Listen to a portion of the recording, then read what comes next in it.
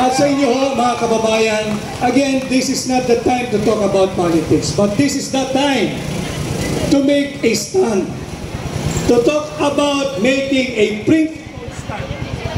Pagkakaroon ng isang malisong na pagtindi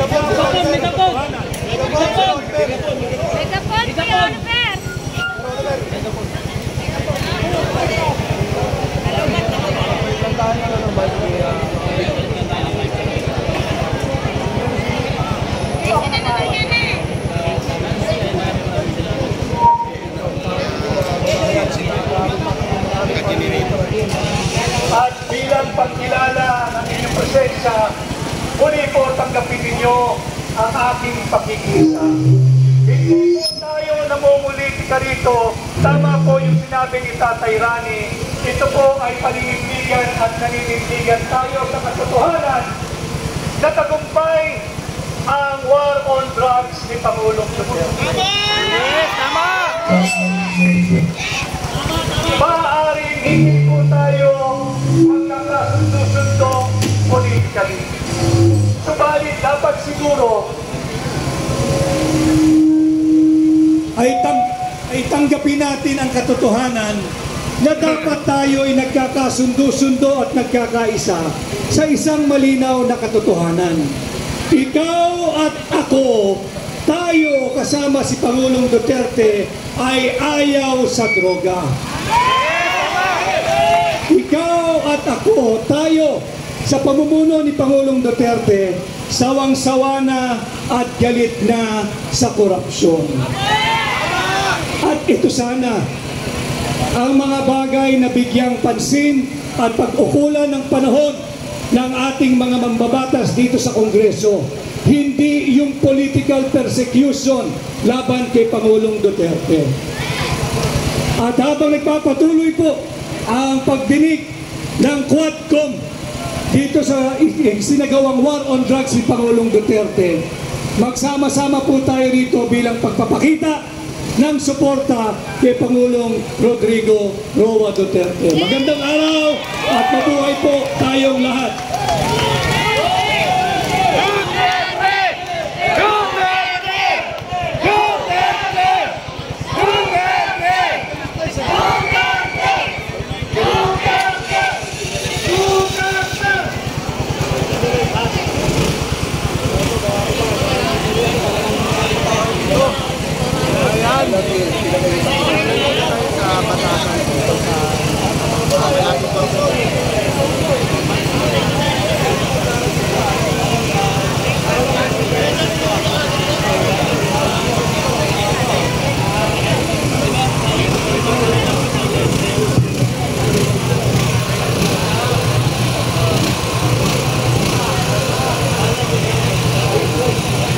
Hello.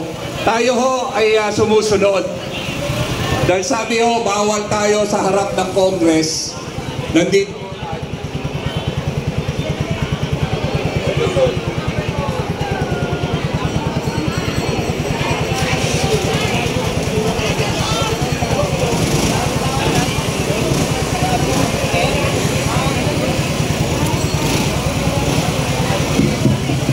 Hello, hello.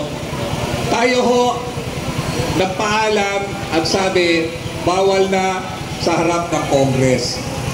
Ako ho, taga rito, punsihal din dito, sumusunod po tayo. Pero kita nyo naman ho, sino ngayon ang nakapwesto sa kabila? Ang mga makakaliwa.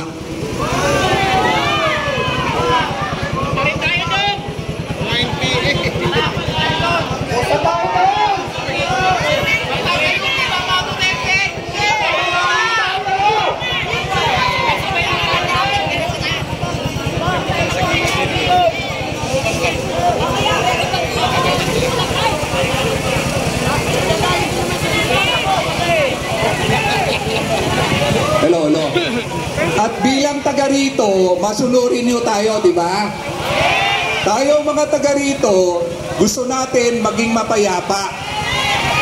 Kaya sumusunod tayo sa sinasabi ng leader natin.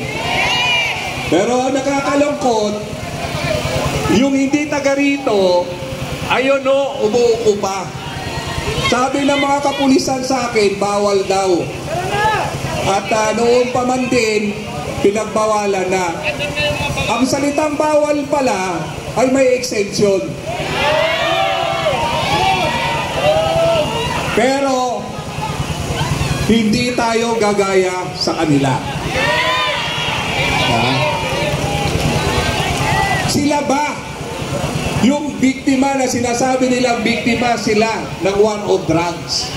Walang nanay, walang tatay, walang membro ng pamilya kung ang kanyang anak ay biktima ng droga. At yung anak niya dahil biktima at lulun na sa droga na nagnanakaw na. May ginawa.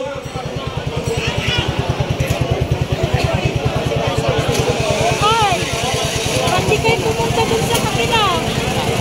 Nandun yung mga dapat i-cover nyo. Kaya sinasabi ko sa inyo, pagkakapitin na. Alam nyo ho, ngayon, Bakit walang $1 ang ang nanay gustong pagtakpan ang kanyang kakulangan. Marami ka na daw pera. May ginagalaw pa ba doon? Kapatid mo na on. Dalawa ba ang ino-on sa sitting? Isa lang naman, di ba? Sana. Baka nakalimutan mong i-on. Hindi, na-on pa.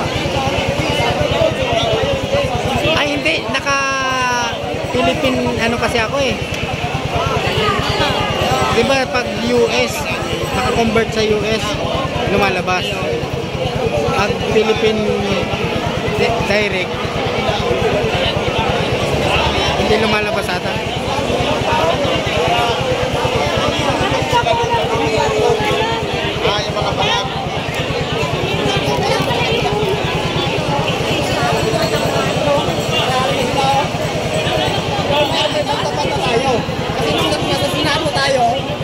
Maglagay ka na. Maglagay ka na.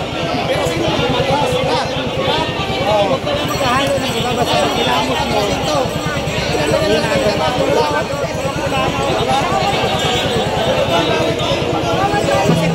Hello, yan. Ayos na po. Dito ho, ang ngayon, ang sinisisi nila, ang war on drugs. Pero, noong panahon na ang anak nila ay lulon sa droga, pwede namang ilapit sa barangay. Dahil ang barangay ay merong barangay drug rehabilitation program. Milyong-milyong kabataan at libo-libong pamilya ang nagsuko ng kanilang mga anak at nagkaroon sumailalim sa rehabilitation program. Pero yung anak naman nila ay talaga namang pumatay, nagnakaw, nag-rape.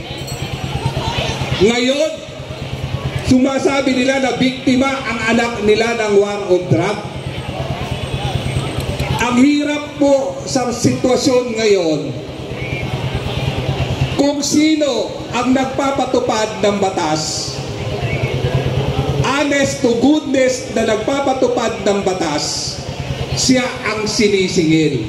Anong klaseng meron tayong sistema ngayon? Sa ating kapulisan na nandito, boss, Colonel, pare kami sumusunod, bawal doon. Pero bakit may mga makakaliwa na nandun?